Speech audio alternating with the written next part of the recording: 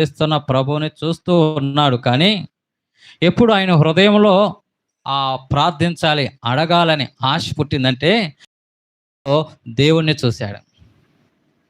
ఆయన అంత వేదన పడుతున్న ఆ శిలువ మీద ఉండి ఆయన చేసిన ప్రార్థన, తండ్రి వీరేమి చేస్తున్నారో వీరెరుగరు, వీరిని క్షమించు. ఆ ప్రార్థన, ఆ మాట ఆయన్ని దైవత్వాన్ని చూడగలిగిన రీతిలో ఆయన హృదయం మారింది. అందుకనే అప్పుడే ఆ ఉన్నపాటున అన్నాడు, యేసు నీ రాజ్యములోకి వచ్చినప్పుడు నన్ను జ్ఞాపకం చేసుకో అని ఆ మాట అనగలిగాడు.